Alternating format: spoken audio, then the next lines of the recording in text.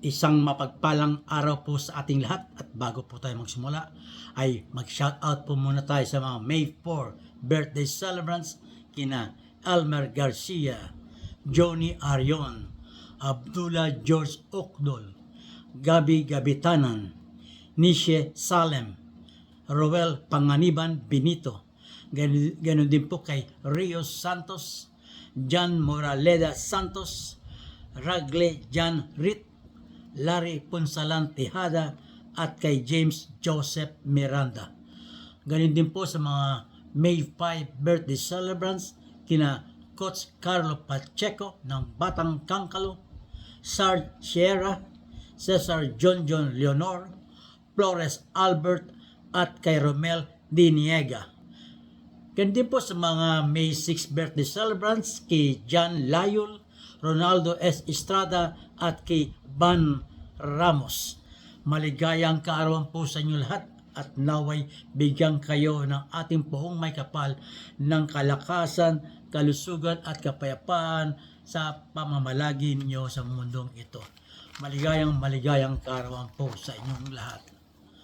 Ang ating pag-aaralan ngayon sa araw nito ay ang travel rule again pero with diagram ngayon ng player who gathers the ball upon completion of a dribble with one foot on the floor. Nakailang talaki na po tayo sa travel rule. Yung una po, yung nagkaroon ng discussion. Pangalawa, nagkaroon ako ng sa basketball court, pinakita ko step by step. Pero marami pa rin tumatawag sa akin. Lalo na po, sinisend na sa akin ng mga video na nakikita na sa Facebook at pinapadala sa akin, ay panitan pa rin. Ngayon po, ang tatalakay ang ating pag-uusapan naman ay diagram. Ito, drawing po to at madaling maintindihan lalo para lalo nyo maunawaan. Ito po ang unang diagram. Makita nyo po sa diagram yung paa, no? May right foot, series step, yung left foot, first step, at yung second step, right foot. Sabi doon, player gathers the ball with one foot on the floor after a dribble. This is series step. Okay? Yung right foot po, ang nakaapak, no, makatangkip siya ng bola. Or rather, na matapos ang kanyang pag-dribble. Then, follows by the other foot in kaliwa, this is the first step. Then, follows by another foot, yung right foot, this is the second step. In this scenario, the first step becomes the pivot foot. Okay, the player may lift the pivot foot or both feet on a pass or shoot for goal, provided no foot shall return to the court before the ball is released from hands. Yan po, maliwanag ko tayo dito. Kaya tingnan yung maiging drawing, ay maiintindihan yung lalo. Ito naman po ang pangalawang diagram. Makita niyo po yung series step, yung right foot, the first step, yung left foot, then yung second step, yung dalawang paa, left foot and the right foot. Okay? Player gathers the ball with one foot on the floor after a dribble. This is the series step. Follows by the other foot. This is the first step. Then, players jumps up on his first step. In first step, tumalon po siya and landed with both feet simultaneously. This is the second step.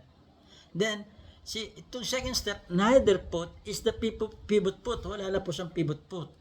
But on a pass or a shot for goal, one foot or both feet may be lifted, provided no foot shall return to the court before the ball is released from hand. So, maliwanag na tayo doon. Kaya dito, mas madali lang maintindihan dahil meron po tayo yung diagram, yung drawing. Okay, ito po ang pangatlo na mga diagram. Makita nyo right foot, then first step in dalawang foot, left foot and right foot, at second step yung po right foot. Okay? Player gathers the ball with one foot on the floor after a dribble. This is a series step. Okay? Player comes to a stop with both feet on the floor. This is the first step. Tumalon siya doon sa series step. Bumaksak siya, both feet on the floor. First step po siya. That player may pivot using either foot. Pwede gumawa siya ng pivot foot. Once one foot is lifted, yung lifted, this is the second step na. The other foot becomes the pivot foot. Okay? So, meron pivot foot na. On a pass or shot for goal, pivot foot or both feet may be lifted, provided pivot foot or both feet shall not return to the court before the ball is released from hands. At meron pa isang pasubali rito, if the player then jumps up with both feet, that is the first step, no foot may return to the court before the ball is released from the hands. Ibig sabihin po ito, nag-series step siya, tumalon siya, both feet landed, pwede pa rin siyang tumandon yung both feet. No, both feet, he can jump up with both feet on a pass or a shot provided kailangan wala na ang bola sa kanyang kamay nang bumaksak ang either foot, kaliwa o kanan. Okay? Yan pong ating aralin sa gabing ito at naway naunawaan natin lalo dahil meron na tayong diagram. At wag po natin kalimutan mag-like, mag-share, mag-follow at mag-subscribe sa aking YouTube channel. At bago tayo magwakas, mag-iiwan tayo ng salita ng Diyos na matatagpuan sa Mateo chapter 19 verse 26.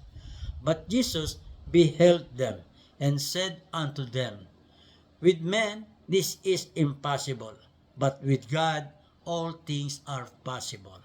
Yan po ang salita ng Diyos. Amen. Hanggang sa muli po, ito po yung abang lingkod, former FIBA referee, Eto Kamarongan. Bye-bye!